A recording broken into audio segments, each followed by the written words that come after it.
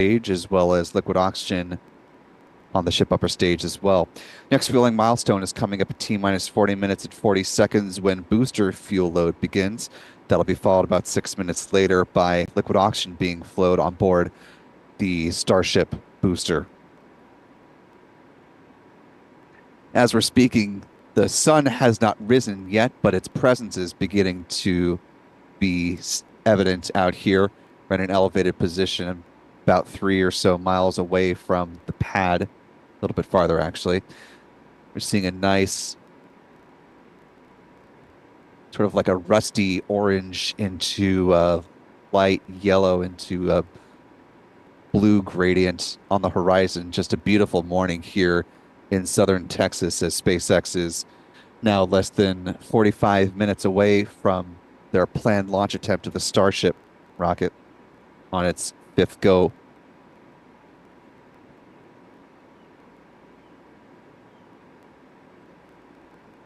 And as we are continuing our countdown, we are still joined by our friend Stephen Clark with Ars Technica. And we are now being joined in by another friend of both Lab Padre and Spaceflight Now, Mr. Marcus House, joining us from the aforementioned Southern Hemisphere, about 14 hours ahead of where we are here. So it's getting late in the evening. Marcus, how are you doing, sir? Hey, everybody. Lovely to see you all here. What's going on today? Anything special? Oh, just another morning in Southern Texas, I believe. Yes, it's looking kind of exciting, isn't it? So we've got this amazing event going on and the sunrise just coming up now, slowly to let us see the beast in bigger detail. I cannot wait for this thing. It's going to be crazy.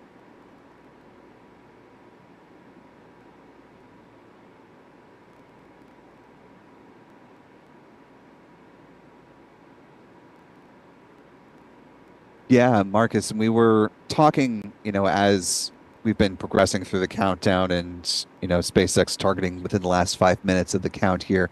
Not a lot of margin for launch, but, a lot of really interesting milestones that they're going to try to accomplish with this. I mean, we've talked quite a bit about the catch, but one thing that we haven't really delved into at this point is what's going to be happening with the ship upper stage. I mean, last time we were together virtually was for Flight 4, and while it seems like it might not make it, the flap on the ship upper stage really hung in there. SpaceX trying to do a lot to capitalize on that and improve it.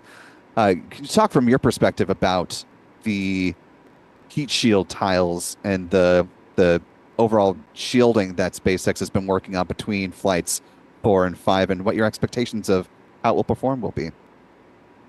Yeah, look, it's been a huge upgrade, really. And we watched for a good month or so, maybe even longer, actually, now that I think about it, when they were basically stripping off all the tiles off this ship that we're seeing right here now and replacing the entire black heat shield there with a much upgraded one. Now, that much upgraded one has got a secondary layer.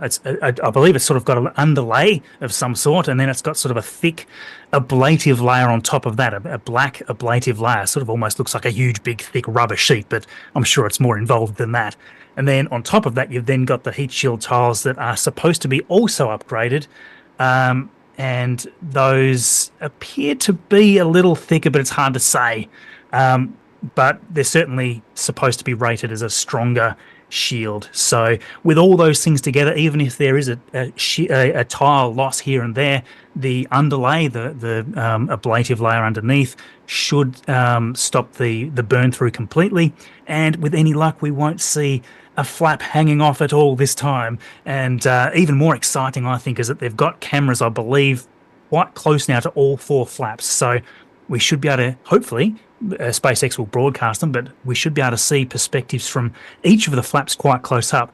But in the last one, we still had cameras looking at the aft section, but they were sort of a lot further along the body. So these cameras, I believe, are much closer. So yeah, with any luck, closer views, no burn through, and a beautiful re-entry all the way close down here to Australia, the west side of Australia. So yeah, it's going to be an amazing thing. Absolutely. And, earlier in the broadcast, we were talking about the importance for this mission for the Human Landing System program within NASA, since Starship Upper Stage, a variant of it, will be used as the lander, which will take astronauts down to the surface of the moon. And jumping off what Marcus was just saying, want to go to a soundbite now from the Deputy Program Manager for the HLS office. Again, this is Dr. Kent Shinaki, who in this clip is talking about some of the collaboration, not only in a broad sense between SpaceX and NASA on the Starship program, but very specifically to what we're just talking about. Not so much the heat shield on the outside, but an element within the ship itself. So let's go ahead and listen to part of our conversation. Again, this is Dr. Ken Shinaki, the Deputy Program Manager for the Human Landing System Office, based at Marshall Space Flight Center in Huntsville, Alabama.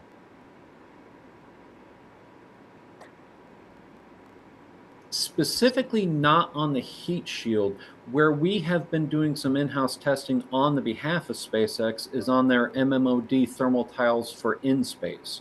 So not the heat shield for the reentry, not the hot side, but being able to have the MMOD tile and the reflective for keeping the cryos cold. We brought a couple of those tiles in and did some testing. SpaceX was very happy with the capability, both at Glenn Research Center and Marshall's test capability. And so we've expanded that relationship and being able to do some testing for them.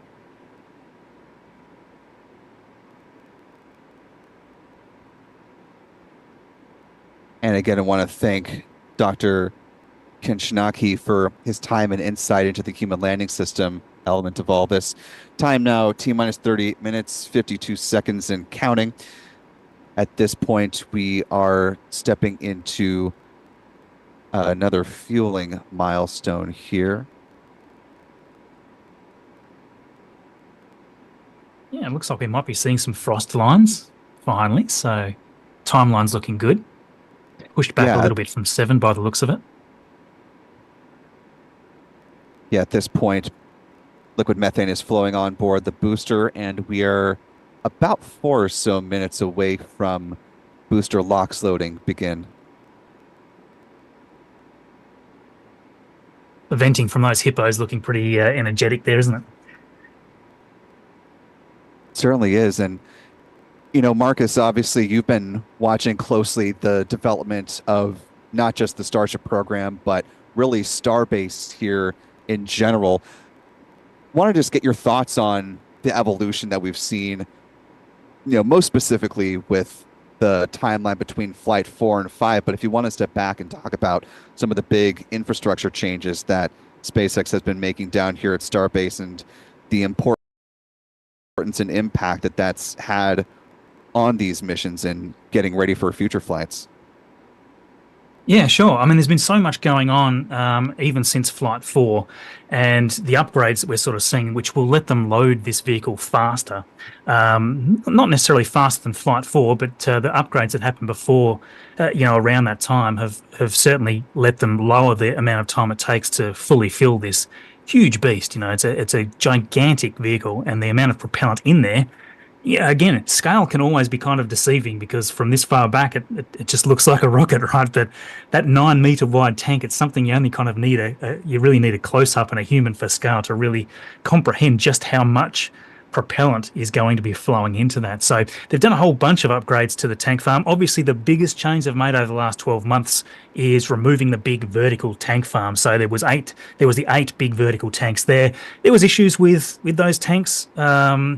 It was deemed that the methane was too close to other commodities and things, so they wasn't allowed to use the methane in the tanks that was originally there for them. So that stopped being used, and they put in the horizontals for that. But then over time, they've whittled away the rest of the tanks until the entire set of nitrogen, oxygen and methane are all now in the horizontal tanks that we see from above. If you've watched Lab Padre shots, they're just beautiful shots of the tank farm as it exists today. But the venting that you're sort of seeing over there, the very energetic venting on the left side of the screen, well, that you were seeing on the left side of the screen, they were essentially they're all driven by these sort of hippo units, and what they are, that's sort of a nickname for them, but they're the sub-chillers. And the sub-chillers take nitrogen. They fill these huge tanks, these big hippo units with nitrogen, which is much colder, or quite a bit colder, and maybe not much not colder, but quite a bit colder than the liquid oxygen and the liquid methane.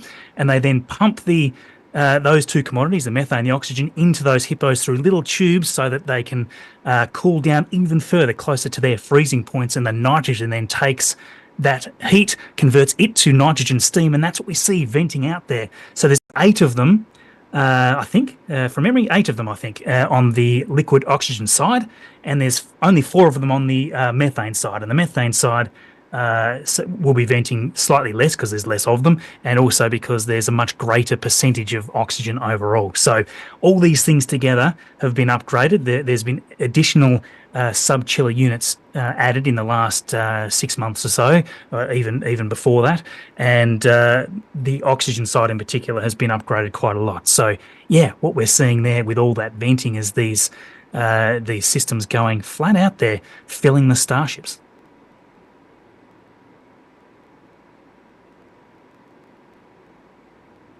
And it looks like we're just seeing a flyby of NASA's aerial asset that will be taking some imagery of the Starship rocket as it makes descent.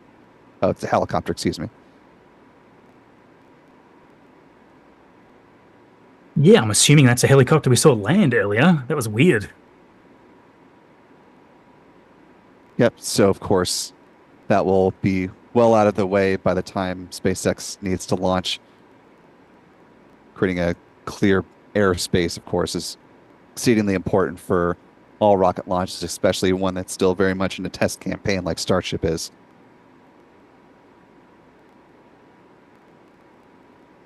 So I'd love to know from the comments what people are looking forward to the most in this flight, as if it's not an obvious question. Yeah, sound out on that, and if you've got any questions about that process and what it looks like, let us know. Nice shot of the helicopter landing there. We do have one from this super chat to the Lab Padre side of the stream from ITV. Appreciate your support this morning. Asking if there's any new data being collected in this flight that wasn't gathered in the previous flights. Well, I think to Marcus, your point there, obviously one of the biggest pieces of data that they're looking to collect is, A, can they catch the booster as they believe they can? And if they decide during the ascent that they're not ready to do that and go for another splashdown in the Gulf of Mexico like they did last time, what may be the impediment to that, and what can they do to correct that for Flight 6? Is there anything else that kind of stands out to you, Marcus, from a data gathering standpoint that you're, if you were SpaceX, really wanting to know and learn about this particular mission? Well, I think with every flight, they're really analysing the performance of each of those Raptors. Obviously, with the 33 engines there's always a lot that can be improved. We had an engine issue with one of the with the last flight, obviously, but it didn't cause any impact. There's no problem. There's plenty of margin with the 33 engines they've got there. So if we see an engine or two out, it's no big drama. They can still do the mission. Although I would assume that any engine issue anywhere is probably going to abort their attempt to catch. Especially if it's an inner engine, of course.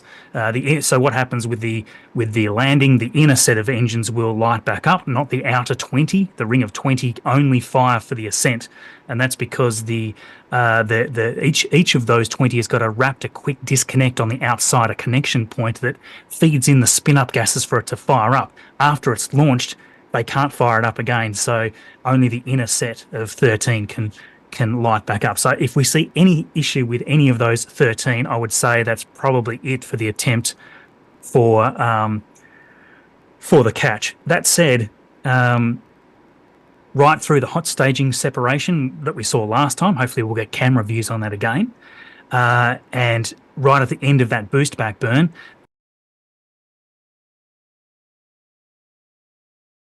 it's when they're going to make the decision to actually go for the catch attempt. That doesn't mean there's no other abort scenario. That's when a manual command needs to be sent from ground, from the launch commander, to say, yes, we're happy for this to proceed through to catch, and then its trajectory will reflect that. Otherwise, it's going to obviously come down in the ocean. So yeah, it's going to be exciting. I think everything to do with the booster is going to be super analysed. Everything to do with the ship, of course. We want to see a nice clean entry, like we were saying before, with the upgraded heat shield. But to a degree, that's been done before. It's been proven that it can be done before. They're just trying to improve that and get no burn-throughs. So I hope we see the exact same thing, a nice soft splashdown, even more on target. Last time it wasn't quite on target because of the burn through. So hopefully the Starship will land on target, and we'll see a catch.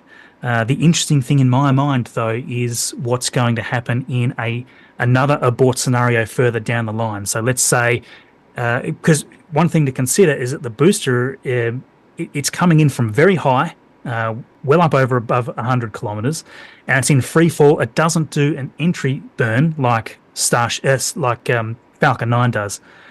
So what that means is it's hitting the atmosphere at a super speed, speed that, to be honest, I'm still surprised that they are doing it. I would have thought they would have some sort of entry, just a little, an entry burn, just to slow it down a little, or help dissipate some of the huge forces from the atmosphere as it hits it hard.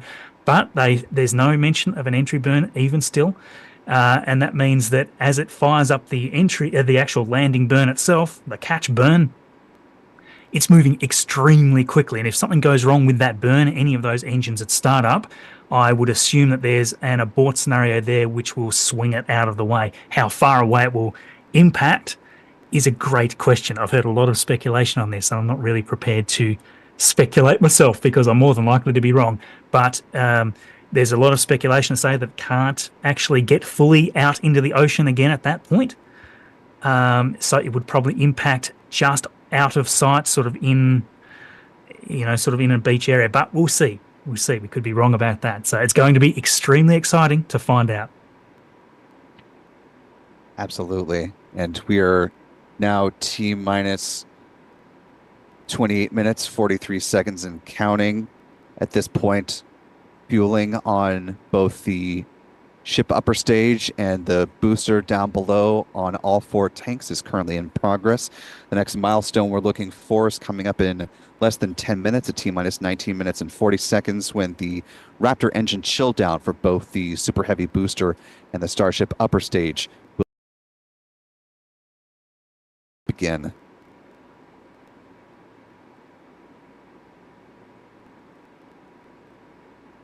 Want to thank you for everybody joining as well. It's amazing seeing people from all over the world, as always. Interested to know where everybody's from, actually. There was a lot from Australia earlier, but it's getting pretty late here now. Yeah, if you haven't already, whether you're watching on the Spaceflight Now version of the stream or Lab Padre, go ahead and jump in the live chat. Let us know where you're watching from. It's always good to see where people are joining us from around the world. This is a launch of global interest, and I know we are speaking to a global audience, so thanks to you for wherever you're watching from right now, whether it is through Lab Padre or through Spaceflight Now. We're very grateful for you being here with us this morning. We'd certainly appreciate it as well. If you haven't already, be sure to hit that like button.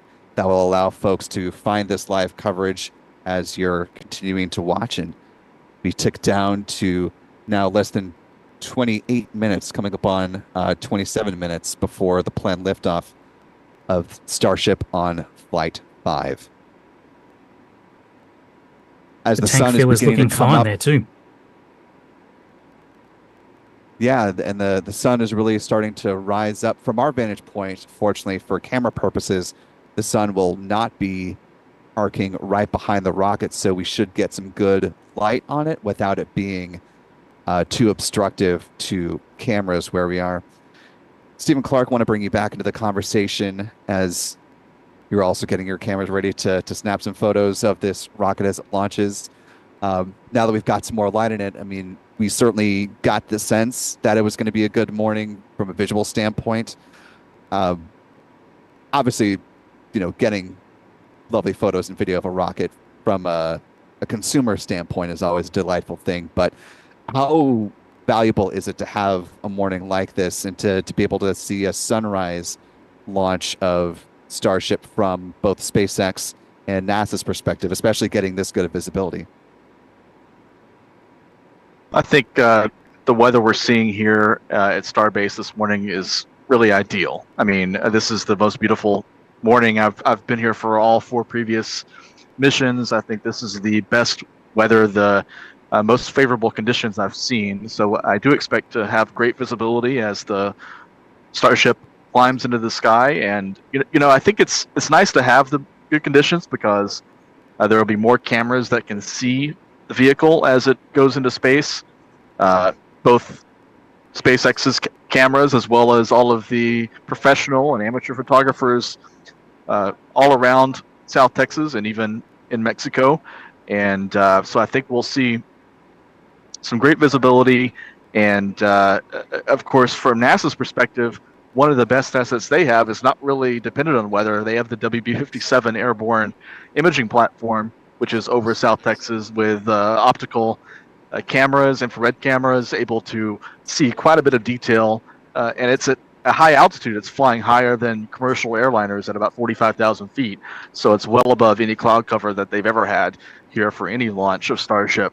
And I think that's one of the most beneficial assets that NASA has in order to track and see what's really happening with Starship. Of course, SpaceX has all these cameras all over the vehicle, seeing how the mission is going on the booster and on the ship.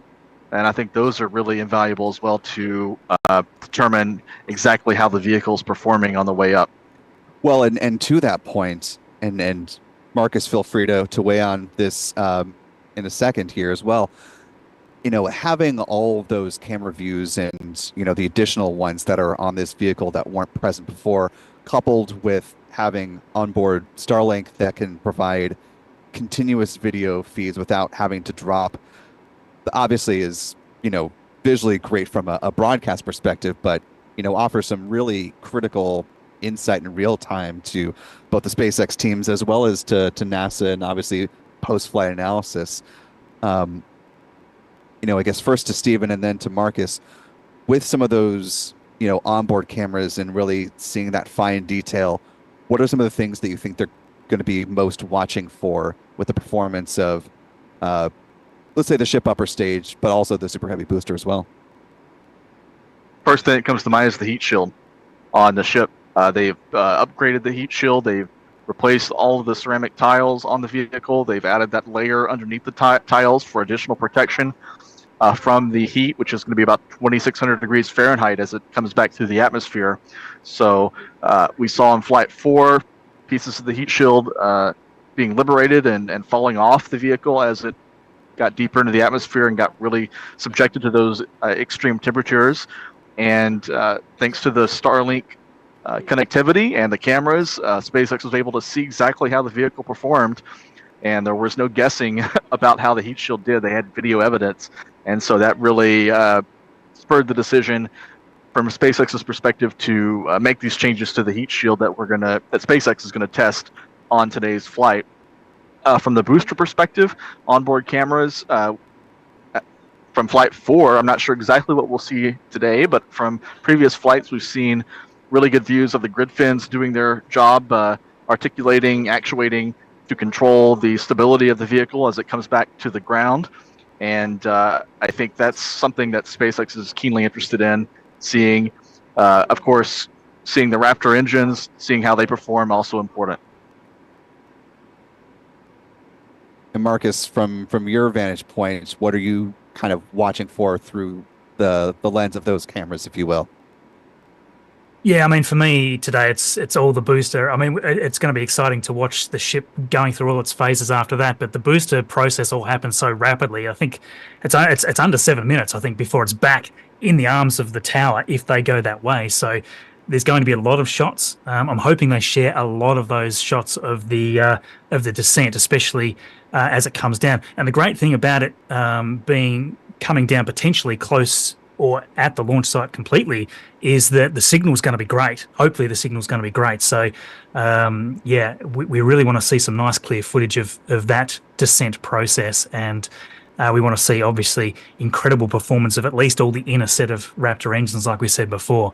So I think I'm hoping that we'll actually get to see some engine bay cameras because we don't really get to see those a lot. I'd love to see some fire from the booster. So yeah, it's going to be incredible to see. And they always sort of surprise us, remember, like each time we sort of get to see camera views here and there that we haven't seen before, and there's plenty of cameras for them to share. I think they just like to tease us with a little new view that we might not have seen before that we can all talk about and digest. So yeah, it's a huge mystery and one that hopefully will be unfolding very quickly in about 22 minutes. It's coming up before you know it. In fact, we're currently T-minus 20 minutes, 31 seconds and counting. We're coming up on the next milestone in this countdown timeline. That, of course, is the Raptor engine chill for both the Super Heavy booster and the ship upper stage is coming up. T-minus 19 minutes and 40 seconds is when that sequence will begin. Getting some great views just from at our the cameras around same here. time. Yeah, Oh, I was sorry, just going to Marcus, say go at ahead. the same time I'm sort of digesting the feed from SpaceX that's playing at the moment, and they've shown some pretty incredible shots of the booster underneath with all the engines sitting there ready to go. It's like, oh wow, hope we get to see some of these camera views as it ascends.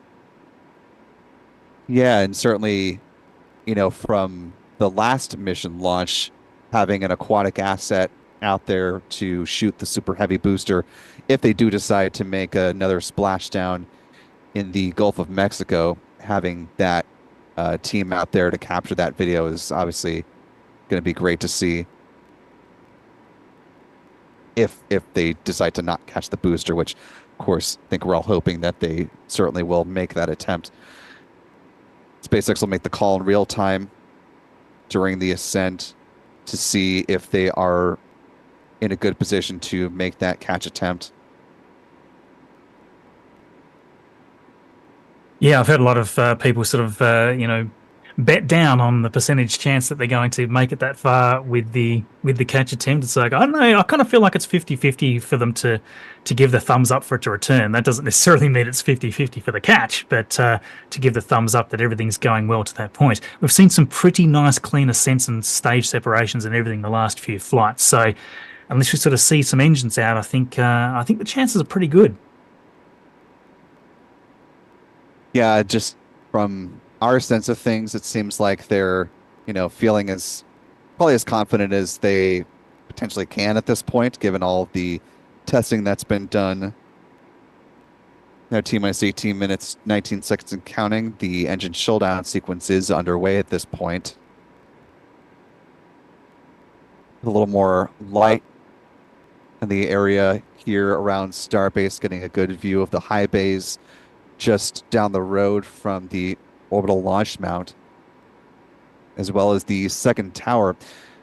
I think also, Stephen, just, having the second tower as far along as it is right now, while it's not ready to support a launch tomorrow, say, it's much closer than it has been in recent months. And, if they attempt to catch it, if something were to go wrong, they do have a backup that's going to come online in fairly short order, so it potentially wouldn't set them back too terribly far. Is that kind of your sense of SpaceX's, as much as we have a sense of SpaceX's thought on this sort of thing? Yeah, I think you're right on, Will. Having the second pad is kind of an insurance policy for SpaceX. If something goes really awry with the catch attempt on the existing tower, they have another one coming online. Of course, the booster, when it comes back, is going to have its tanks are going to be relatively empty. So I'm not sure. Marcus may have a better idea of what exactly the explosive or potential is of the booster if it really went sideways as it comes into the tower. How much damage could it actually do? Obviously, it could damage things like the quick disconnects and the umbilicals. Things like that. I can imagine soft goods would be exposed and at risk of damage or destruction. But the structure itself, I can't imagine. Don't want to say it's impossible to happen, but I cannot imagine the structure actually suffering any significant damage. But things like the plumbing and the umbilicals could be very at risk of damage if something goes poorly during this catch attempt. Yeah, I mean, the interesting thing about a mostly empty vehicle is that all of the space taken up in them is mostly gases at that point, right? So gases explode really quite easily, but there's not a huge volume of propellant left in it, so the explosion would hope be minimal. That doesn't mean that it can't cause a lot of damage, but I think in the end, the tower's pretty strong. The actual main structure of the tower's pretty strong. If they break off the arms, they've got another set of arms that they could potentially engineer in there, or they've probably even got a backup set somewhere else that they've got. Who knows? But the main bit of damage will probably be the orbital launch mount itself. So if it sort of brings down the arms with it, or even if the arms miss it, it's probably going to directly impact, although admittedly slowly, if the landing burn's going well. So yeah, the actual orbital launch mount might be the thing that takes the damage, and that is pretty tricky to repair, especially if they don't want to rebuild it, because obviously they're building a very different design for Tower 2. So yeah, look, we hope for a catch and hope for not too much damage. Absolute worst case scenario is that they somehow end up with the booster hitting the tank farm. So let's just not even think about that.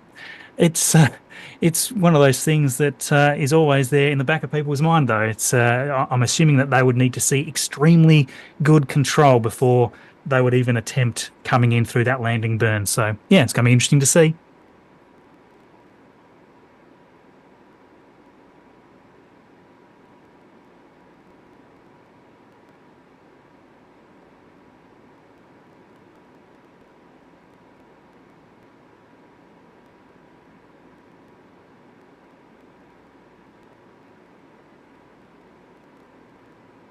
It's looking beautiful there in the sunrise.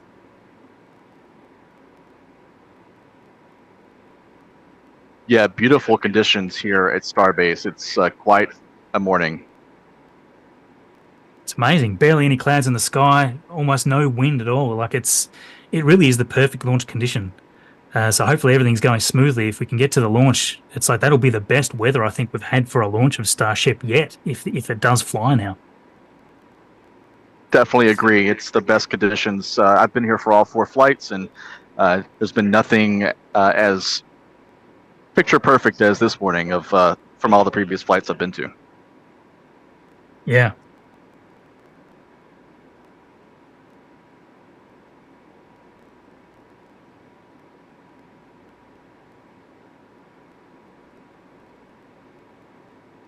Just as a point in time, we're T-minus 13 minutes, 6 seconds.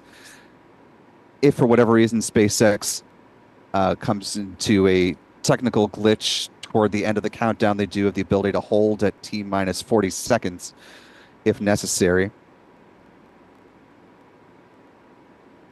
We're also now a little less than 10 minutes away from the ship prop load wrapping up on the upper stage, and they'll conclude booster prop load at about T-minus 2 minutes and 50 seconds. The thing that really blows my mind with all this is that they've got it down to such a routine, or even though this is like, flight test 5, it's so routine now to do this filling process and static fires and all this kind of thing. So it's quite rare for them to abort anything at this point at the moment, which I think is a great sign of progress through this whole system. And so I think the chance of it launching here in 12 minutes or so is really quite good. And then any of the chances of various phases of the mission at that point become the question marks. But I'm quite confident that we'll see it fly. And where in the first couple of flights it was extremely nerve-wracking watching it about to take off, don't feel that at all now. Now it's nerve-wracking watching it come home. So the butterflies haven't quite hit yet, like they did here a few flights ago. But look at that. It's beautiful procedure they've got down here now. And just want to note for our viewers on both the Lab Padre and Spaceflight Now streams, this is coincidentally not the only suborbital launch attempt on tap today, and also not the only one happening from Texas. As we speak right now, Blue Origin is preparing and doing its final checks ahead of the planned launch of its New Shepard suborbital rocket. Their current T0 is targeting 8:27 a.m. Central. So just about an hour after we see Starship launch from here, if all continues to remain on track, Blue Origin will also send up its New Shepard rocket on a quick, roughly 10-ish minute in total jaunt up to suborbital space, and then the capsule will return for planned soft landing near Van Horn, Texas, which is a little more than 700 miles from where we are here near Boca Chica Beach. So lots of activities today. And for those wondering if you're just joining us now, why we have not mentioned the return of the SpaceX Crew Dragon Endeavour from the International Space Station, that's because SpaceX and NASA waved off that return attempt today and that planned undocking, since the weather around Florida in the recovery zones is not conducive to a safe splashdown. So NASA and SpaceX will continue to track the weather conditions along the Sunshine State and look for the next opportunity for undock.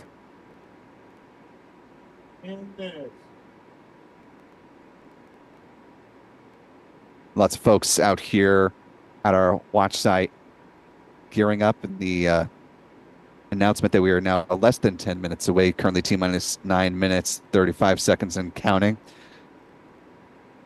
As things are, at this point in the countdown, progressing smoothly for SpaceX in anticipation of a liftoff, again at 7:25 a.m. Central Time. That is 8:25 a.m. Eastern, 12:25 UTC for those joining around the world.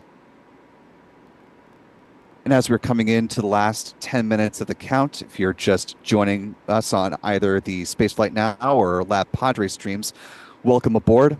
I'm Will Robinson Smith, reporter with Spaceflight Now. You're watching our live special coverage in progress of Starship Flight 5, with the teams of both Lab Padre and Spaceflight Now working hard behind the scenes, both here in Texas as well as in Florida, to support this live coverage. It's a big effort, a big undertaking, takes a lot of folks and people power and a lot of missed sleep.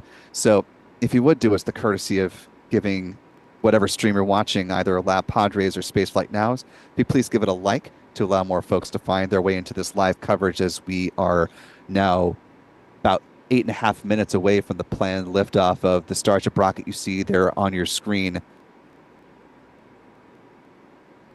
This mission flying a suborbital trajectory with an intended splashdown of the ship upper stage in the waters of the Indian Ocean, very similar to Flight 4.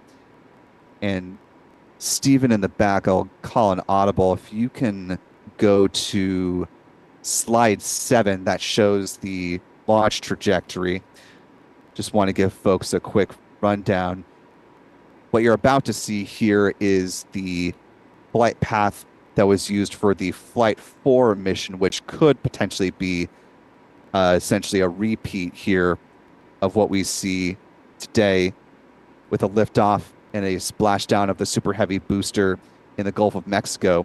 The key difference between what you're about to see here and what we hope to see in real life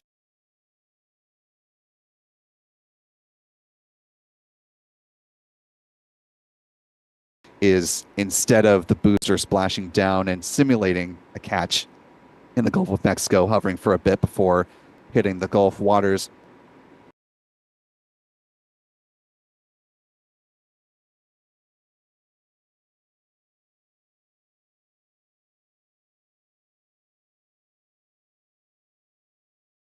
feels like they're in a good position to do so. Today will potentially be their first catch of the booster using the robotic arms called the chopsticks at the launch tower. So following stage separation, you can see the path of the Starship upper stage. This part of the mission will be exactly the same as what you're seeing here. It'll follow the same flight path, flying south of Madagascar and splashing down off the coast of Australia there in the waters of the Indian Ocean. SpaceX looking to see some increased performance out of the heat shield on the ship upper stage, helping to preserve more of it intact and hopefully few, if any, of those heat shield tiles will fall off of the Starship upper stage as it makes its way back, streaking through the atmosphere, going through some peak heating before making its ultimate descent and splashdown in the waters of the Indian Ocean. Feeling looking great now too. We're up over the 90% for the Starship and close to 90 there for the booster as well. So very close, just as we kick into 6 minutes. Yeah, with less than 6 minutes to go, as you can see, as Marcus was just saying, you've got some of the fueling percentages there. CH4 is just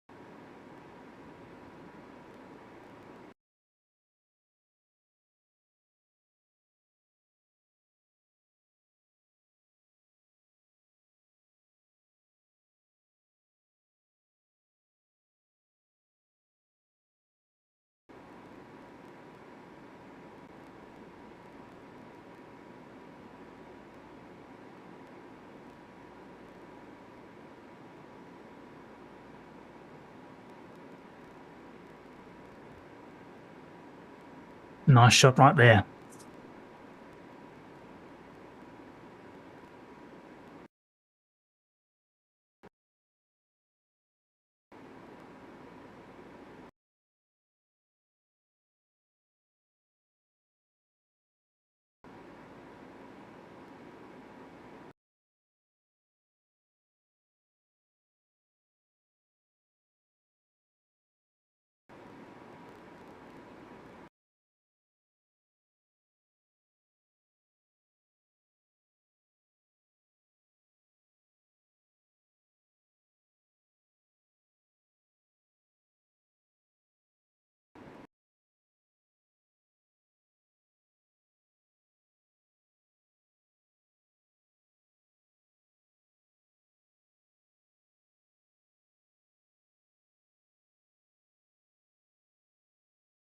From that angle, but you can sort of almost see in parts of it, you've got that thicker black underlay.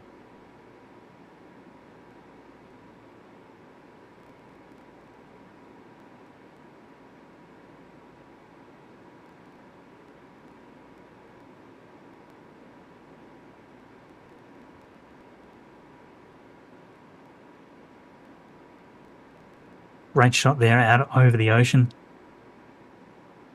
I hope we get this drone shot as the booster's coming down, because that's going to be something else to see, isn't it?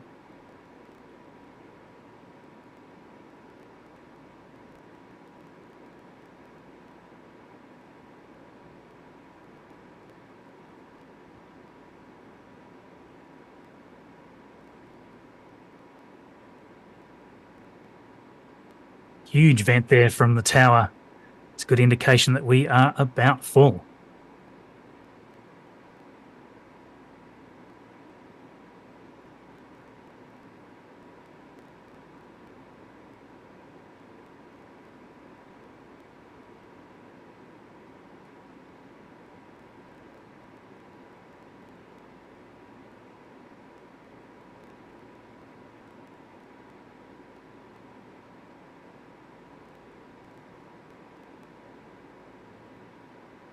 And there we go, in the 2-minute mark, almost there, and it is just... The butterflies are starting now, I've got to say.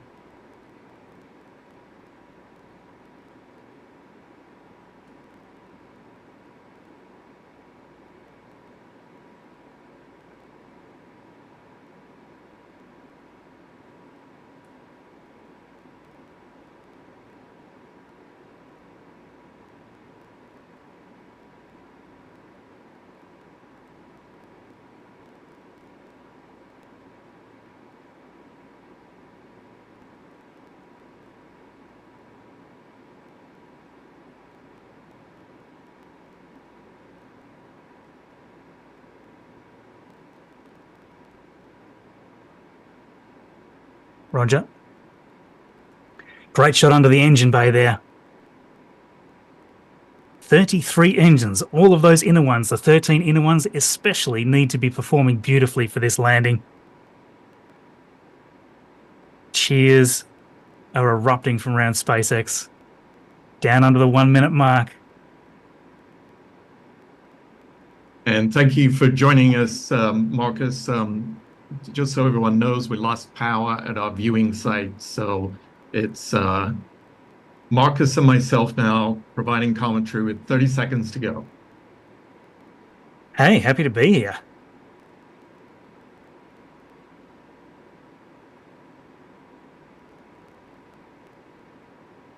Down under 20 seconds, come on. I'm actually going to try to be fairly quiet so you can take all this in. Can't guarantee that.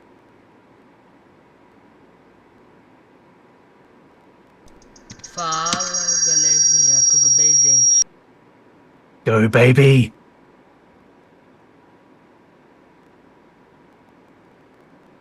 Yes!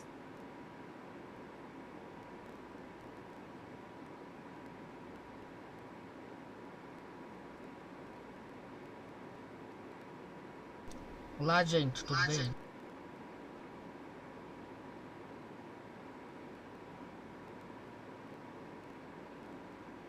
Decolou, gente!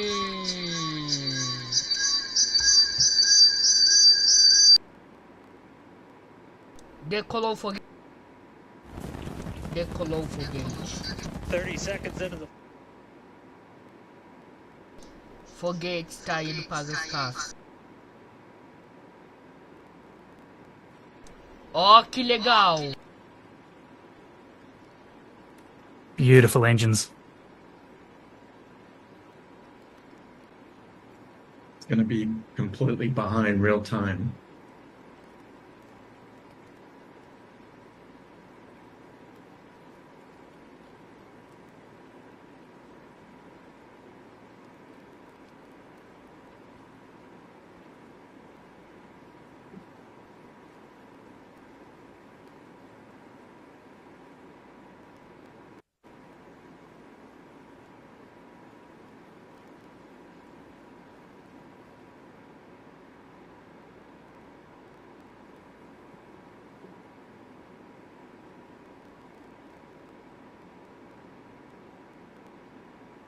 So Ezra, when we switch over to SpaceX,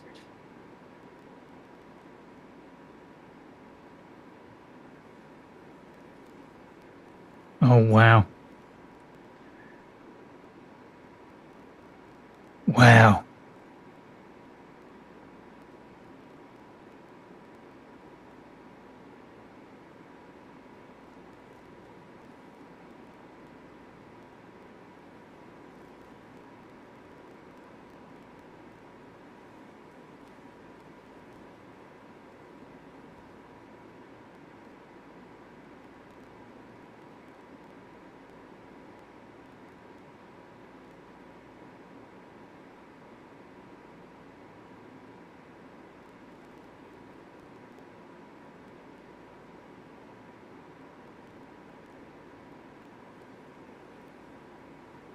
Come on.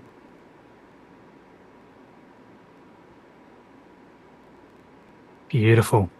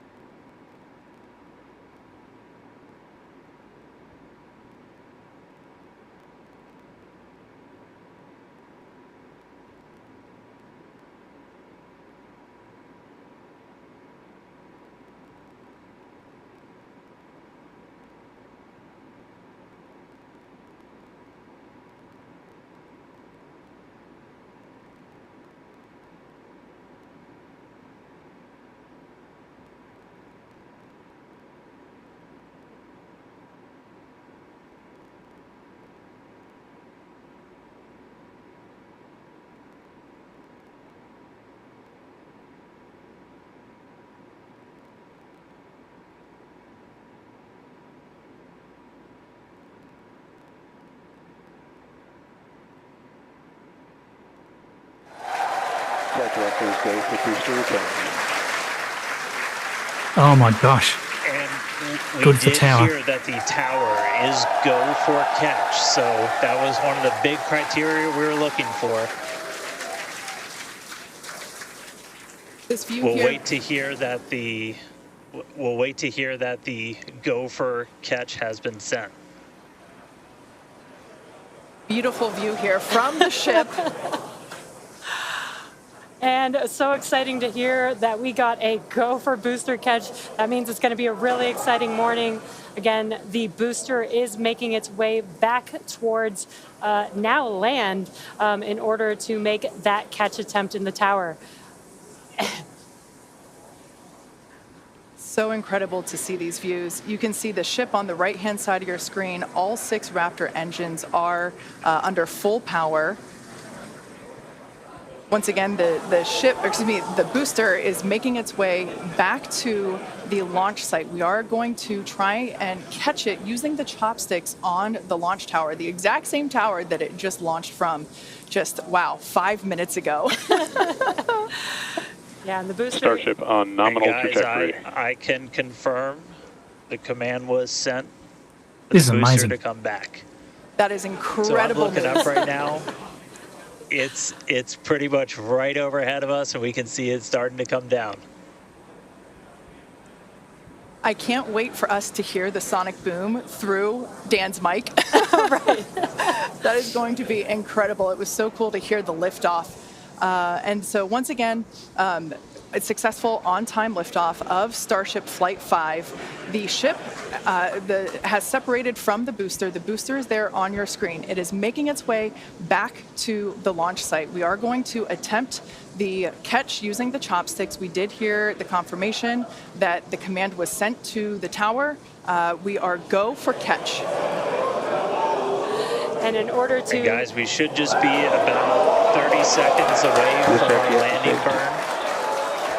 Oh, It's going to wow. happen in 3 phases. Look at We're going to this. let 13 engines burn off all of that velocity. Oh, we can see it coming down through the plume. Booster coming in hot for booster catch. We're going to ignite 13 of those Raptor engines, and this view is incredible right now. You can see how fast this vehicle is moving on All the 13. left-hand Go, go, side. go. Landing burn 3. has been ignited. Oh We're my now god. down to 3 Raptor engines. We can see those chopsticks now in view. Are you kidding me? Oh my god. Booster landing burn shutdown. Make a deal with the top booster.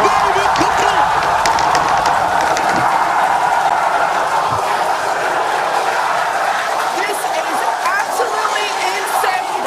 On the first ever attempt, we have successfully caught the Super Heavy booster back at the launch tower. What an incredible view! Are you kidding me?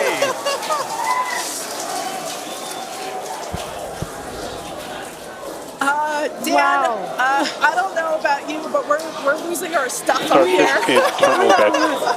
Guys, I'm sorry. Like, even in this day and age, what we just saw, that looked like magic. What? Oh, wow. Dan, Wow. your view must have been insane. We are still going wild over here over this.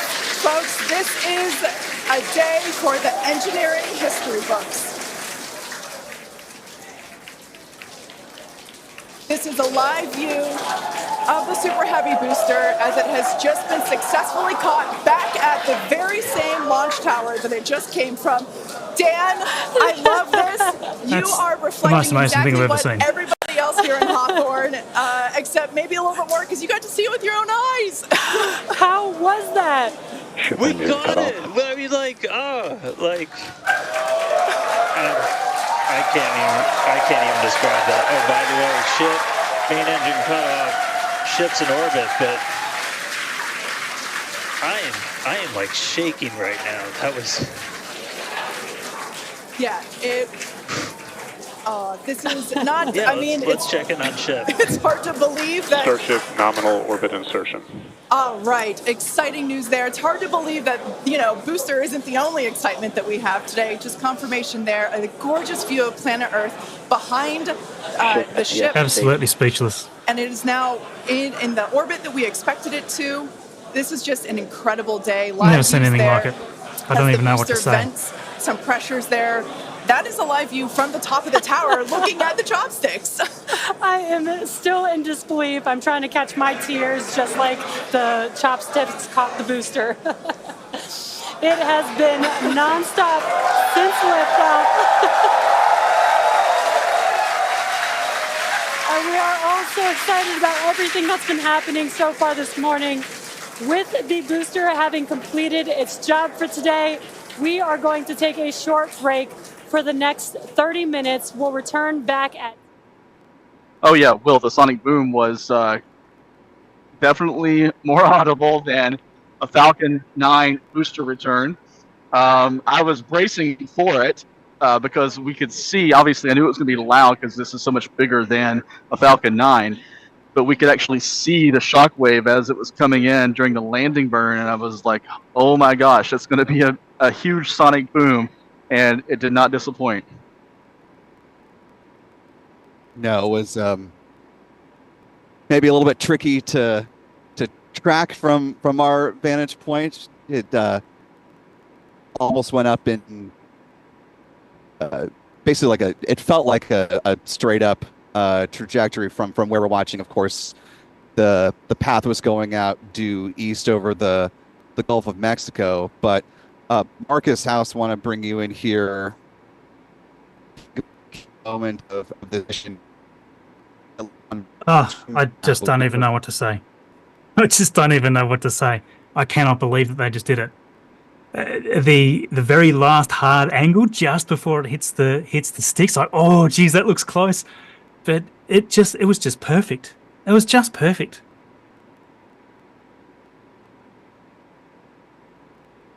I'm just absolutely. Yeah, I'm sure absolutely there will knocked by be a lot of things that SpaceX will.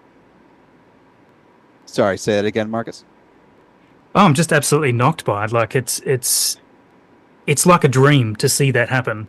We've been sort of wanting to see this for years now, and I never really thought that they would get all the way through every abort mode. So it's extraordinary to see, and of course, given that they've just succeeded with this, right? Flight 6 is the same sort of profile unless they change something at this point, so they can fly Flight 6 again. They could probably take this booster and static fire it and see if there's anything broken. Like, how amazing to be able to see this. And anybody that doubts what SpaceX can do, you see an event like this, there is absolutely nothing that stops them. Yep, they have setbacks like anyone else, but that is the most amazing thing I've ever seen. 70 meters tall that booster is, 9 meters wide, just caught out of the air. First attempt, smooth as butter. And I think that all just plays back to SpaceX's heritage with its own flight hardware. I mean, the number of times that we've seen both drone ship landings, return to landing site operations, again and again, hundreds of times now at this point with the Falcon 9 rocket. Obviously, two separate programs, but one very much learned some key lessons from the other, and it all played into what we see now here with the chopsticks seeming to have a very firm grasp on the super heavy booster here. Of course, it's still man, I gotta almost very much watch a ongoing. replay of it. Yeah, no, we'll see if we can hopefully get that and work to show a replay in just a moment here. Do want to note that, of course, while sort of the marquee excitement of the mission is now in the rearview mirror, and of course will be watched with great interest to see what all the lessons were from this moment. Do want to note that we are T plus 13 minutes 44 seconds and counting into this flight so far. At this point, the Starship upper stage is continuing to cruise. You see that live in the right hand of the two boxes in the split screen from the SpaceX feed here. Coming up at T plus 48 minutes and 3 seconds, the Starship entry will begin. And that'll be the next really big point in time for SpaceX, as they're going to see how well the heat shield tiles that were replaced and firmed up will certainly be at this point. Taking a look now at the live feed here, you can see some of the new camera angles, Marcus, that we were talking about seeing on the Starship. This looks like the opposite side of one of the flaps that we were seeing from the first flight, or maybe not the opposite side in full, but certainly a very different angle. You can really get a good sense of that full flap in that shot we were just seeing. Yeah, certainly a different angle. The other one was sort of just slightly underneath, pointing more upward. So that's a great shot. They did show a shot of the booster close up on the chopstick arms there before, and you could sort of see discoloration in the steel. So, you know, from the heat, it's like, wow, that's just some of those small details. You could sort of dive in and investigate those for hours and sort of see all the new views that we've never been able to see before. We could spend days digesting just the shots of the booster as it's sitting there. It's really mind-blowing. I really... It gives you this confidence in what it is that they're doing, for sure. Like, you know, catching the booster out of the air. Even I said that was crazy. When they first announced that, I said, there's no way they're going to do that. It's just a stupid idea. It's not a stupid idea. They just did it. And, you know, for all the people that love to hate on what SpaceX are doing, you know, this is it's a world-changing event to be able to go to a fully reusable system like this. And, you know, if they can nail the Starship, which is what they aim to do, and as of right now, I don't see any reason why not. You know, the cost of mass becomes tiny compared to what it is now, and we can really finally become a spacefaring species, a proper spacefaring species. And this is why we dream of it, right? You know, we can have space stations, we can have asteroid mining, lots of robotic, artificial intelligence driven. Who knows what's possible if we can just bring the cost down?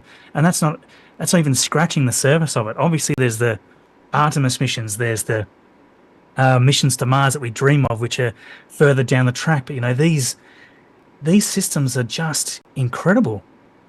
And when people say, "No, look, they're not going to land a Starship on Mars," that's crazy talk. This was crazy talk. This was crazy talk 10 minutes ago. This was crazy talk. So just put it into perspective, those people out there that, you know, that love to hate on this stuff. There's plenty of people out there like it. I'm so thrilled to be part of a community that loves this so much. Best community I've ever been involved with in my entire life. And we've just seen literal, the start of history right here. Really amazing. And it is horrible to be witness to moments like this, and certainly, I know I think I can speak for both Marcus and Stephen that, you know, we're all very appreciative that we are in a position to be here with you all live and seeing this, you know, chapter in space history, as Marcus was just so eloquently describing. And Marcus, you wanted to see the replay. We do have that replay ready for you. So let's go ahead and check in with that.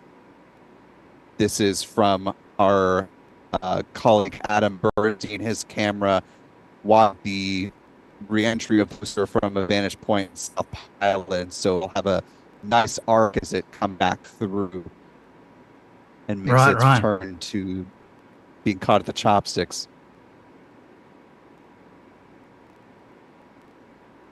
As we're watching this, Marcus, you know, one of the sort of interesting things about this moment, besides the obvious, is, you know, SpaceX was able to see the aft end, or a good chunk of the aft end of the Flight 4 booster from the waters of the Gulf of Mexico, and now to be able to have that as a side-by-side comparison with flight hardware that didn't have to suffer going through, corrosive ocean water and in the water of the Gulf of Mexico, and to be able to do a one-to-one comparison between that and this.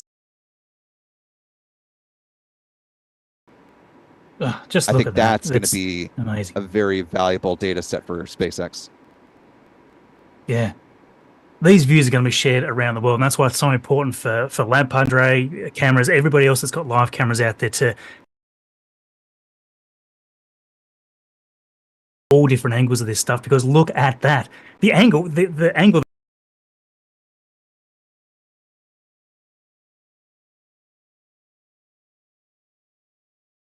SpaceX showed of that looked a bit more steep. It looked a little bit scary on the SpaceX feed, but right there it just looked perfect. Just perfect. And even like the engine cut off, the flames and stuff, they seem to dissipate fairly quickly. At first I was like, oh, hopefully it'll all settle down there, the flames that sort of came out afterwards. But it's hard to see how that could have gone better. I was trying to rewind there to see if the pins were sitting exactly on the chopstick arms where they needed to be for it to be reeled in, because they've got the special rails on the side there that move back and forth. This almost looks like this colossal big long drill bit. And I couldn't quite tell if it was sitting on there perfectly, but I think it was. Yeah, it seemed to touch down or be caught where SpaceX was intending it to, right where it's being held. The additional interesting bits of data, as you mentioned, Marcus, you could spend hours going, over the visual pieces of data that are available about the booster that's just being suspended in midair. One of which that I'm very curious to see, and I'm sure SpaceX is as well, if they don't already have good camera views there, is if there may have been any compression of the Super Heavy booster itself, where the chopsticks are holding it right now. If they, as they were testing it previously, used exactly the right amount of pressure to catch it and hold it in place, but not too much to squish part of the Super Heavy booster. I think that's going to be something they're keen to get their eyes on, especially once it's safe to approach the vehicle. Yeah, absolutely. Got to say, the views, I mean, we've kind of forgotten about the Starship to a degree. The views from Starship right now are the best I've ever seen. The views of the globe, I wonder if they've got a wider angle lens on this. I'll have to go and check the previous feeds. But the pale blue dot there below, seen from close up, is just breathtaking. Just breathtaking. And, how anyone cannot be inspired by this, I've got no idea. I mean, certainly from a group of people who grew up as space fans, it's hard to fathom that you could watch something like this and not just think about all the things that are possible. Certainly, not everyone will go into aerospace engineering. Not everyone will be involved in the space program in one shape or form. But it does certainly spark the imagination of just thinking about what folks may have said is impossible for whatever rhyme or reason, and looking at a moment like this and thinking, well, maybe it just takes a little bit of extra elbow grease, a little bit of creative thinking, and there are a lot of problems that seem impossible to solve that, when you have moments like this, seem just a little bit closer to being reached. Yeah. Yeah, I was a little choked up there when it actually caught, and you could tell that it was going to hold. It's like, wow, that's... I really didn't expect it. I thought maybe there'd be an abort mode that would trigger before that. Everything had to have gone absolutely perfect. There's 1,000 things there that could have gone wrong at any point to abort that.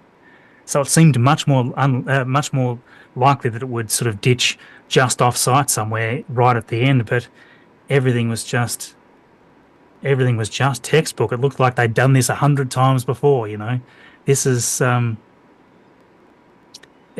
I don't know what everybody else out there thinks. Those in the comments, like, it's a little hard to not be a bit choked up by that, and for us to be here watching it live, Most people will sort of see this on the news tomorrow, and I don't think any news organisation this time can put any negative spin on this.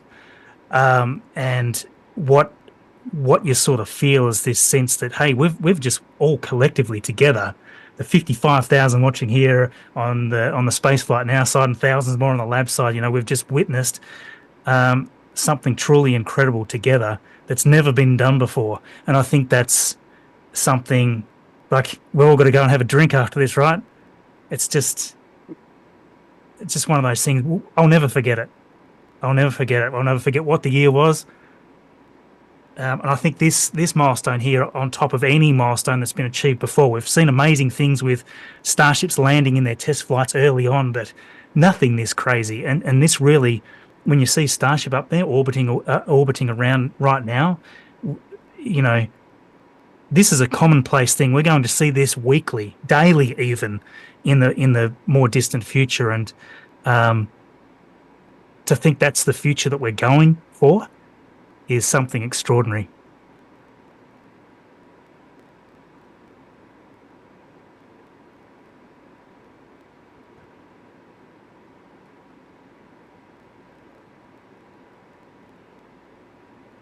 As we're continuing to watch this booster just hang in suspended air, which is still quite a remarkable thing, just sitting 4 miles away from this piece of hardware that's just gone to space and back and is now just hanging out right now. Do want to go to a close-up replay of the booster return. This coming courtesy of one of Lab Padre's live cameras that is available 24/7. You can see just, my goodness, this video as it comes back in. Stephen, if you're watching just from this angle, just how clean that reentry was, and just that last, like, you just see it descend a little just at the end there. That must be the arms just taking that impact, because they've got sort of a meter, or I forget what it is now, a meter or two, almost 2 meters of give in them. So that little last, we're just watching bit that you see it come down. Taking a look at another pass through here. Just watching this a little more closely again this time, as you can see. It hovers for a second. It looks like the chopsticks didn't have to actuate too much. That it was obviously they had already come in from the separation they were at when the rocket launched, but that they were pretty close to, at least from this just immediate replay from this camera perspective, pretty close to where they wanted to have it. So that just speaks even more to the precision of where the super heavy booster was coming back through, right, Stephen? I mean, is that kind of your read of it as well? Well, Bill Gerstenmaier from SpaceX mentioned the other day that the water landing they did on Flight 4, they had a 0.5 centimeter accuracy, which really was almost too good to believe. But Gerstenmaier knows what he's talking about, and I take him at his word that they had that amount of precision, and it's hard to argue with the result today. Yeah, just that sort of level of pristine accuracy that he mentioned when he was speaking before the National Academies. Obviously talking in greater context of the science that SpaceX will help assist with its, Falcon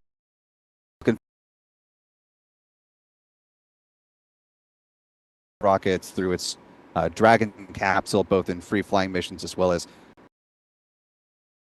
going to the International Space Station, but also, was asked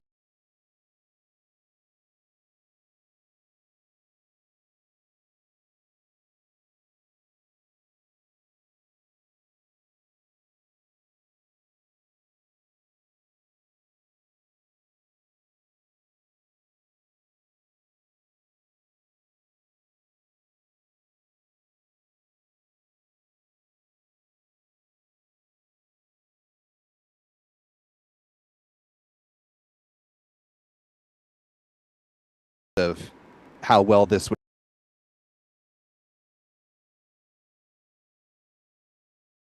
work, and what Stephen just said, within you know, a couple centimeters of accuracy from where they thought they were going to land in the Gulf of Mexico last time. I mean, that clearly gave them great confidence to go for it again here, and has so far proved out. Now, of course, one other thing that we'll continue to watch as this mission goes on, we're currently T plus 27 minutes, 52 seconds and counting. Got about a little more than 20 minutes from the start of Starship's entry here. So we've got a little more time to talk about the mission up to this point.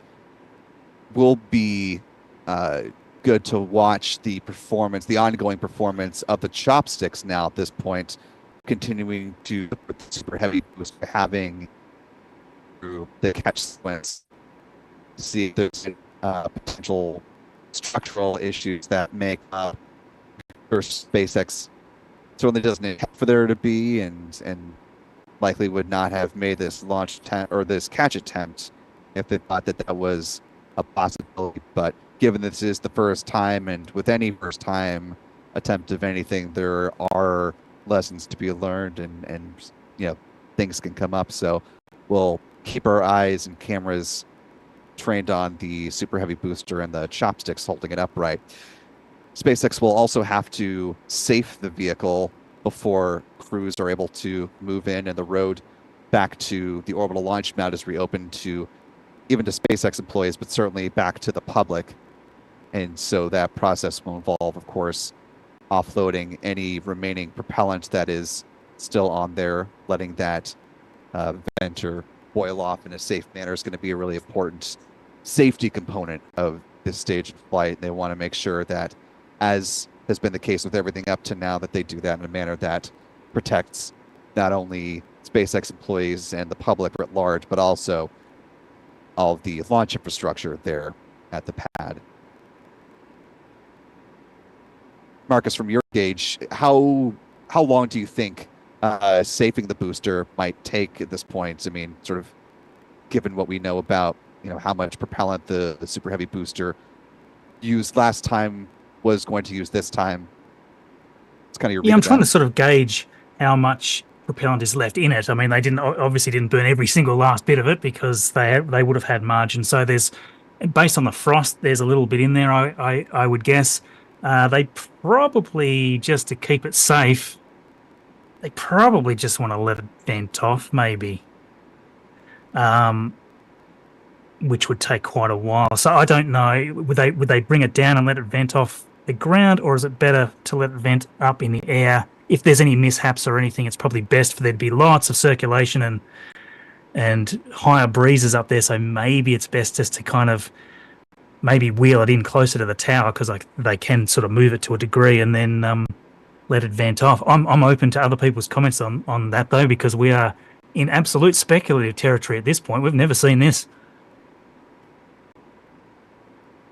Yeah, Stephen, if you want to weigh in on, you know, your thoughts about what happens now at the super heavy booster and the possible or probable timeline for being able to safe it. I mean, we've heard anywhere from, you know, a few hours to, you know, depending on how this went today. Obviously, we talked to folks before this launch, before the catch, but, you know, could take the majority of today, you know, possibly into tomorrow, just to make sure that things are actually safe enough, given this is the first time, before they really, you know, open the floodgates to people again. It's kind of your read on it.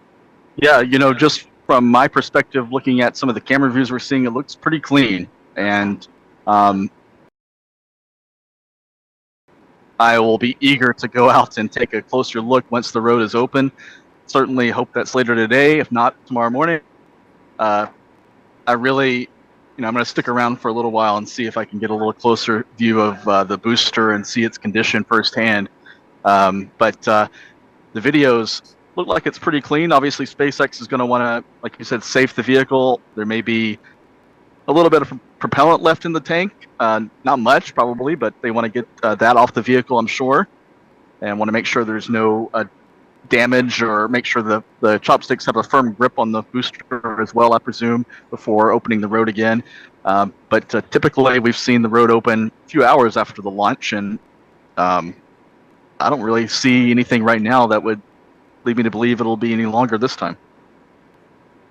I am seeing a few comments around Yeah, sort of that's suggesting, certainly they'll hope. probably put it back down on the As we are on the launch now mount and T+, stuff. 32 but I don't minutes, think so. 33 seconds and counting. Again, watching the progress of the ship upper stage. Want to go ahead and bring in another replay. This vantage point, I believe, Stephen, correct me if I'm wrong, this is from another one of Lab Padre's cameras capturing the booster re-entry here. This is Rover 2. This was staged, as you can see, with Hopper in the foreground. Oh, wow. A nice bit of circular history here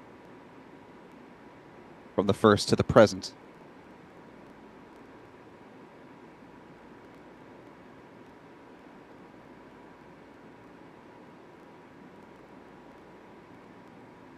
Geez, just seems so smooth.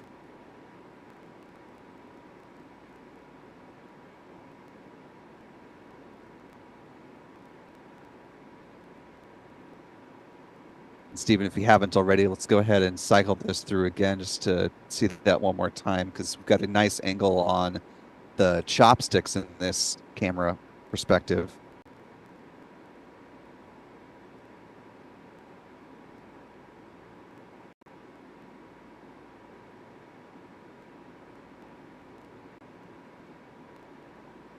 You can even see the shockwave as it was coming back through. It was quite remarkable.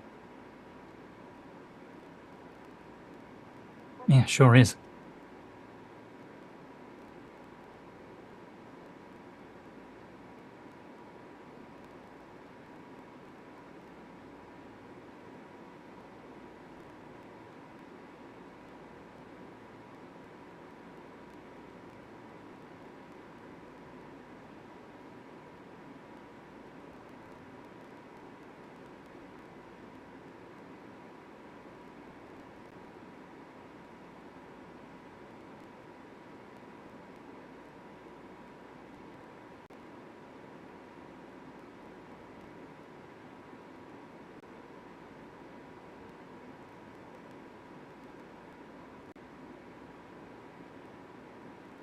In the meantime, we have Starship cruising along fine, now well over 30 minutes into the flight.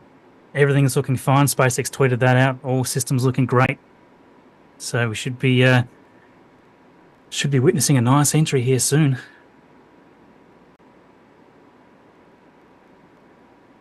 Yeah, we're poised for the next part of the show here and really getting a nice visual cavalcade of images from what you're seeing right here now live from the Starship upper stage.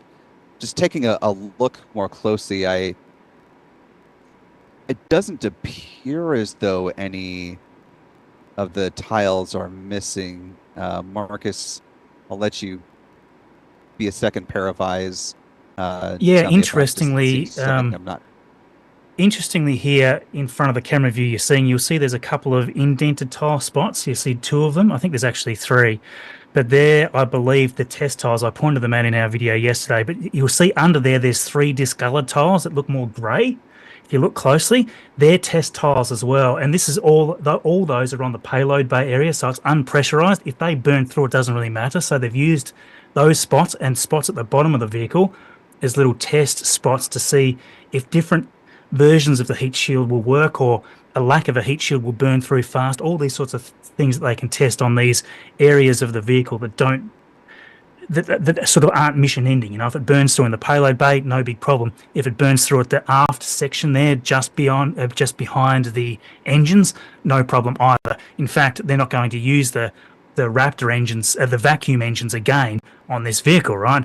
There's no deorbit burn here. It's already on a trajectory that's going to re-enter. So the only engines that are going to fire up are the 3 sea-level engines for the touchdown. So even if there's a burn through that takes out one of the vacuum Raptors, it doesn't matter. So they're using that opportunity to test different configurations of the heat shield tile, I believe. So yeah, a few people have pointed out, there's tiles missing there. So no, they're not missing. They're just different ones. There's 6 of them. There was a nice close-up from Starship Gazer on that particular shot. If you want to check out his feed on X, there's a great shot of exactly that spot. I'll definitely take a look at that. Now, T plus 37 minutes, 19 seconds and counting on the SpaceX feed. 37 minutes, 32 seconds in real time. We are closing in on the beginning of entry now, just a little more than 10 minutes away. Stephen, I know that we're still very much in the middle of this mission, and it's almost like asking who's going to run in 2028 for president when we're, still casting votes in 2024. But thinking ahead to Flight 6 of Starship now, given that this very critical milestone seems to be about as successful as SpaceX could have wanted it, how do you think they're now thinking about the possibilities available to them in Flight 6? Since, there was a time around Flight 4 where they were thinking this catch would happen Flight 6, now would be that big push forward then.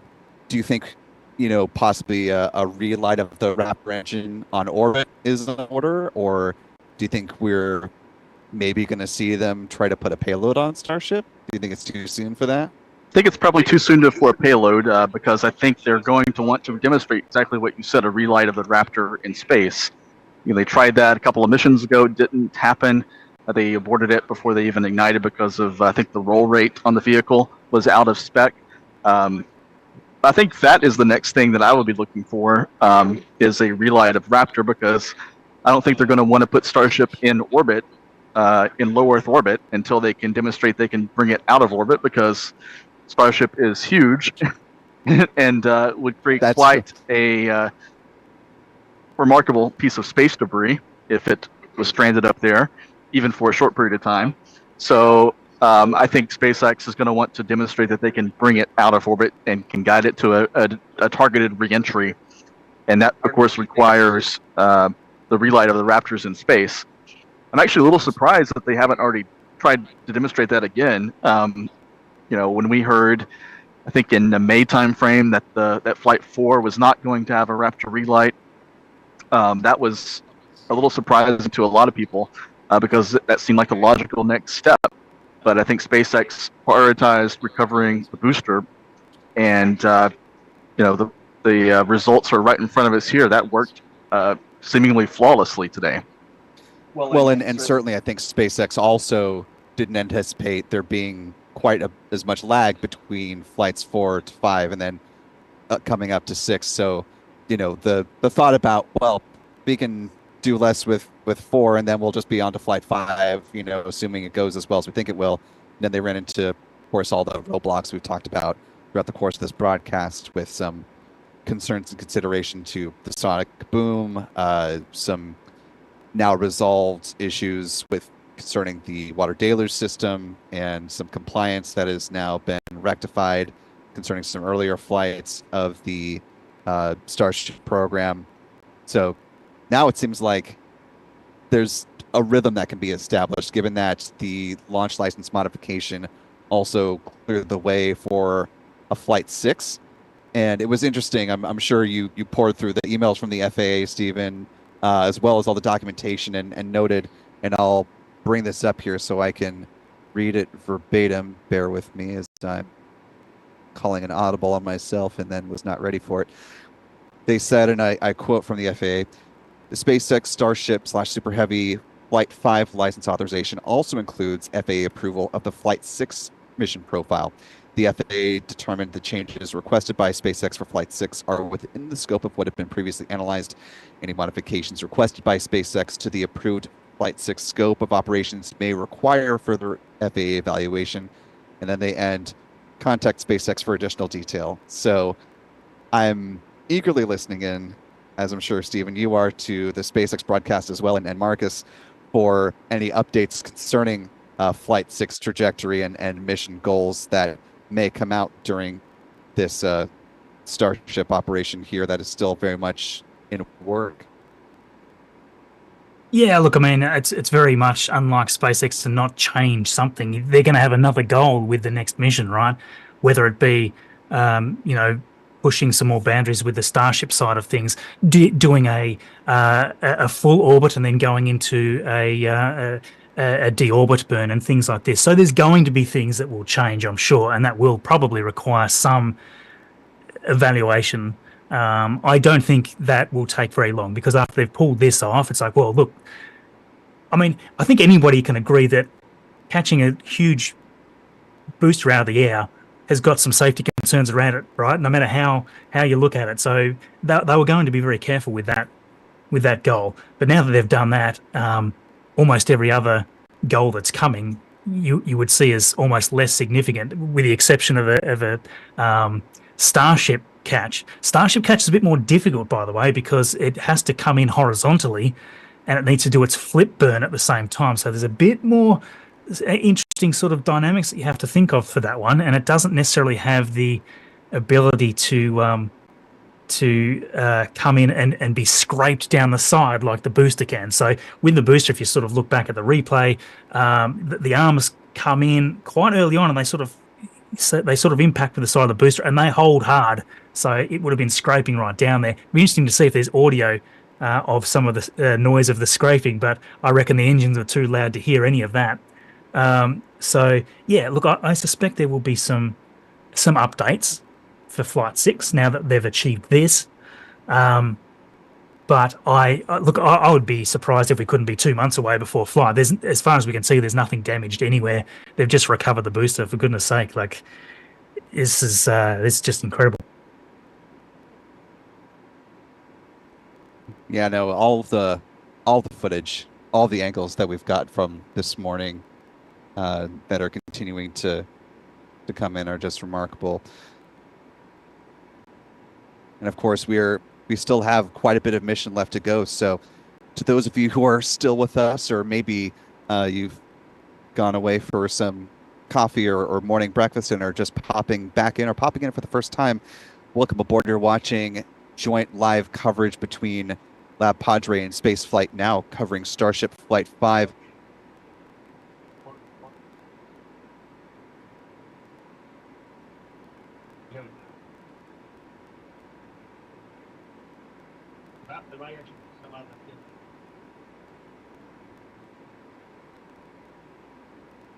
If you haven't watching already, the live feed there, we've got some we've got some good descent going on there. You can sort of see the altitude dropping reasonably quickly. Like, we're at 108, 107. It's not going to take long for this to tick down to re-entry altitude. So we're coming up here very quickly. Yeah, we're just a couple of minutes from that point in time. A little more than 45 minutes to flight from the SpaceX feed. Taking a look at some of the heat shield tiles that are being held up by the SpaceX commentators there. Examples of both the flat and curved variants there, by the looks of it. And as we've been talking through the morning, this is an upgraded version of the heat shield tiles versus what we saw fly on Flight 4. SpaceX continues to iterate on all elements of the Starship program, both on the rocket side as well as the ground side. Here we go. Some entry heating coming on. Yeah, you can start to see the plasma building, as Stephen was making sure I was noticing there. Appreciate that, Stephen. You can really see the pink hue building up as the plasma is getting more established here. Stephen, I'll bring you back in as we're starting to see Starship upper stage now making its entry back through the atmosphere.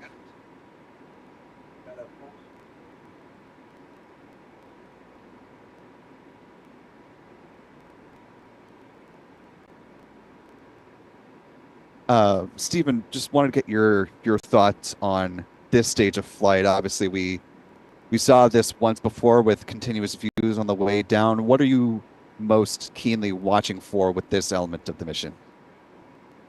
Yeah, I want to see what happens with the heat shield. It was pretty late in the entry, if I recall, on Flight 4 that we saw pieces of the heat shield, especially from one of the flaps, start to come off the vehicle. It was much later than this point in the entry, it seemed to be.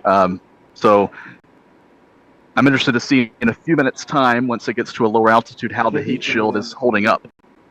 But it is just remarkable that we're seeing all this live as the Starship is sheathed in plasma through the Starlink network.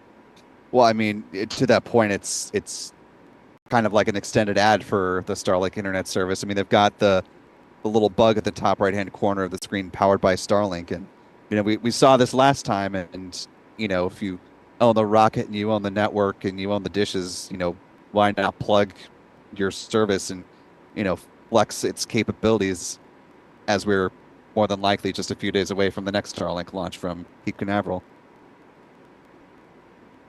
Yeah, it is remarkable to see it. Might recall as well from the last flight, so the altitude starts sinking reasonably quickly, which it is at the moment, and then as there's more atmosphere, the Starship can actually start to use lift to stop its descent, not stop its descent, but slow its descent, so it can skim along the top of the atmosphere and wipe off as much velocity as it can before it actually drops into the thicker part of the atmosphere. And what we're seeing now is actually plasma from quite high in altitude. At this point, you see that the speed isn't dropping that fast, just ever so slightly. As it starts getting down towards the 45 kilometer mark, it'll start rapidly depleting, and that's when the real forces start hitting those grid fins and the small, intricate little curves that come up through each area. So hopefully this double thick heat shield is going to treat us much better than the last time we watched this. 26,000 kilometers an hour we're moving at the moment, so we haven't knocked off a lot yet. It's not over until the upper stage sings. Absolutely. So what we're hoping to not see is tinges of green, like we were seeing tinges of green quite early on in the entry last time, and that's sort of a sign that there's copper going missing or any number of parts of alloys going missing. So we're hoping to sort of see a fairly clean pink hue for a lot of this, I believe. Yeah, so far the integrity of the ship is still holding strong, and now 71 kilometers in altitude and descending.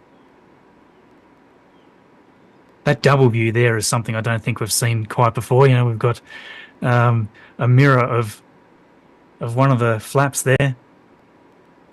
Yeah, having both run simultaneously is, I think, going to be really interesting to watch, since we were seeing at a pretty close-up angle the breakup of part of the flap there last time. So hopefully we're not seeing any plasma pierce through that flap again this time, but obviously want to stress this is a test flight, and that's why SpaceX is launching and doing these missions, to be able to gauge where they are and where they still need to go. Yeah. I'm intrigued about why we see those little bursts of sort of flame sort of erupt all of a sudden and then they disappear. I'm not sure exactly what causes that. I'd love to know, because we saw this in the last few flights as well. It doesn't seem like it's moving the fins in any way to sort of generate that effect, but every now and then you just get this little burst. I don't know if it's just a pocket of slightly thicker atmosphere or what's going on there.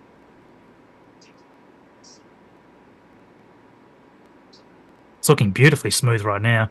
We've lost a couple of thousand kilometers per hour, down almost close to the 24,000 mark now, 69 kilometers in altitude. Yeah, you can sort of see the speeds dropping quite a bit quicker now. I mean, you almost have to be just watching the telemetry data, the speedometer and the altitude monitor to really gauge motion, except for moments like that, because it's just such a smooth descent and it's such a consistent amount of plasma that's building up around it.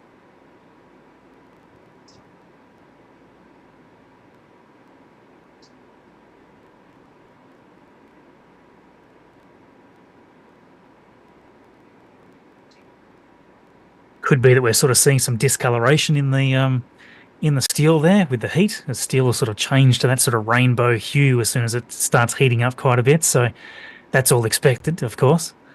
But yeah.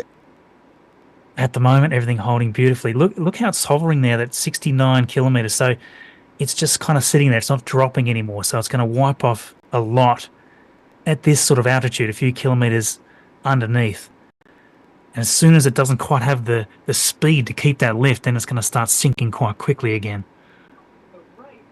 I love trying to understand this re-entry profile because it's quite unique. And the fact, as you say, the fact we get to see all this, and I haven't seen the frame rate drop, I don't think. We get to see all this because the Starlink dishes on the vehicle pointing upwards away from the plasma, and essentially the Starship is punching a gigantic hole through the atmosphere, letting that signal get out, something that has never been done before apart